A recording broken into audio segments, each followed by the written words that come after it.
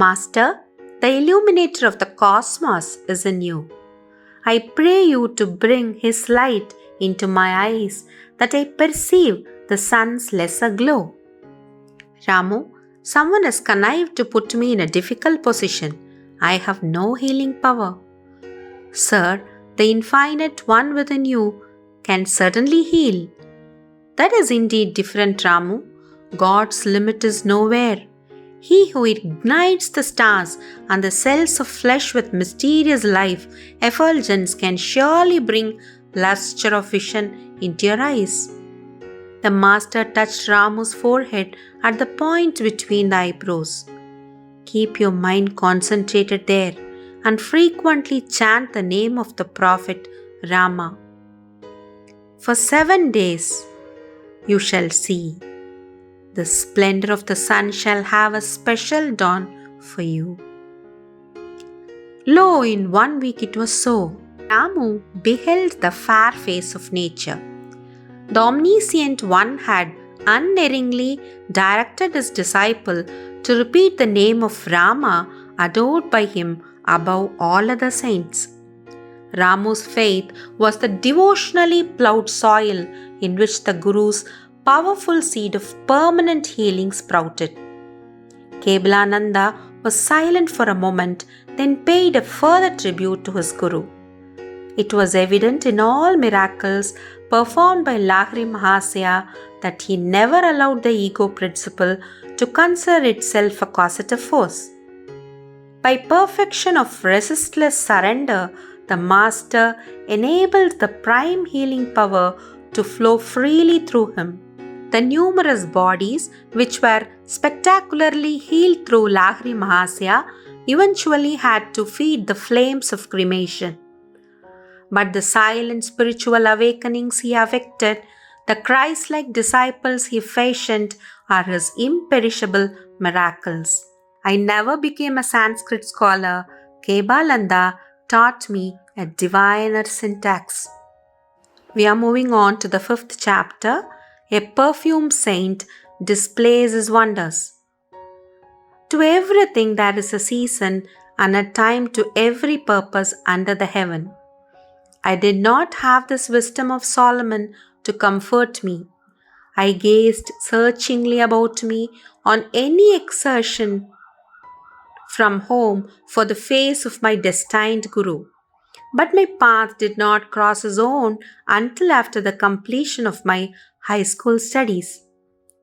2 years elapsed between my flight with Amar towards the Himalayas and the great day of Sri Yukteswar's arrival into my life.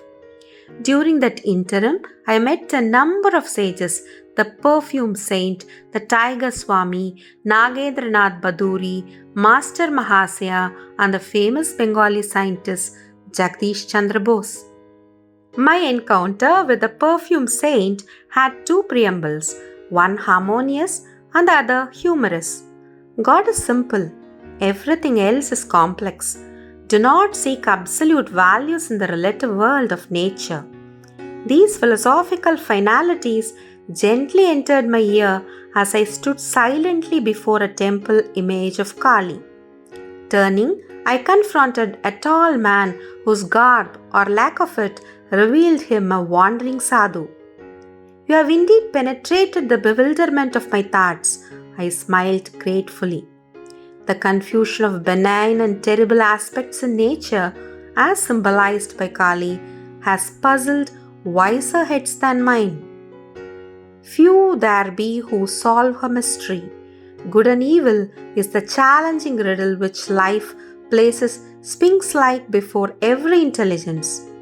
Attempting no solution, most men pay forfeits their lives, penalty now even as in the days of Thebes. Here and there, a towering lonely figure never cries defeat. From the maya of duality, he plucks the cleaveless truth of unity. You speak with conviction, sir. I have long exercised a honest introspection, exquisitely painful approach to wisdom. Self-scrutiny, relentless observance of one's thoughts is a stark and shattering experience. It pulverizes the stoutest ego. but true self-analysis mathematically operates to produce seers. The way of self-expression, individual acknowledgements, results in egotists sure of the right to their private interpretations of God and the universe. Truth humbly retires, no doubt, before such arrogant originality. I was enjoying the discussion. Man can understand no eternal verity until he has freed himself from pretensions. The human mind, barred to a centuried slime, is teeming with repulsive life of countless world delusions. Struggles of the battlefields pale into insignificance here, where man first contends with inward enemies. No mortal force these to be overcome by harrowing array of might. Omnipresent, unresting, pursuing man even in sleep, subtly equipped with a miasmic weapon, these soldiers of ignorant lusts seek to slay us all. Thoughtless is the man who buries his ideals, surrendering to the common fate. Can he seem other than impotent, wooden, ignominious? Respected sir, have you no sympathy for the bewildered masses? The sage was silent for a moment, then answered, To love both the invisible God, repository of all virtues, and visible man, apparently possessed of none, is often baffling. But ingenuity is equal to the maze. Inner research soon exposes a unity in all human minds, the stalwart kinship of selfish motive. In one sense, at least, the brotherhood of man seems revealed. An aghast humility follows this leveling discovery. It ripens into compassion for one's fellows, blind to the healing potencies of the soul awaiting exploration. The saints of every age, sir, I have felt like yourself for the sorrows of the world. Only the shallow man loses responsiveness to the woes of others as he sinks into narrow suffering of his own. The sadhu's face was noticeably softened. The one who practices his scalpel self-dissection will know an expansion of universal pity. Release is given him from the deafening demands of his ego. The love of God flowers on such soil. The creature finally turns to his Creator, if for no other reason than to ask in anguish, Why, Lord, why? By ignoble whips of pain, man is driven at last into the infinite presence whose beauty alone should lure him. The sage and I were present in Calcutta's Kaligat temple, whither I had gone to view its famed magnificence. With a sweeping gesture, my chance companion dismissed the ornate dignity. Bricks and mortar sing us no audible tune. The heart opens only to the human chant of being. We strolled to the inviting sunshine at the entrance where throngs of devotees were passing to and fro.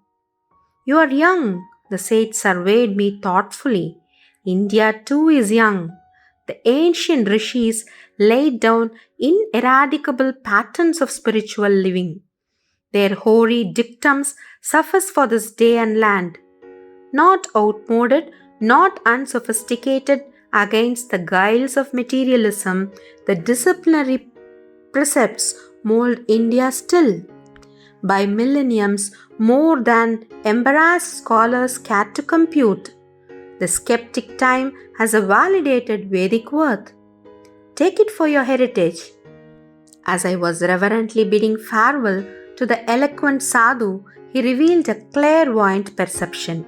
After you leave here today, an unusual experience will come your way. I quitted the temple and wandered along aimlessly.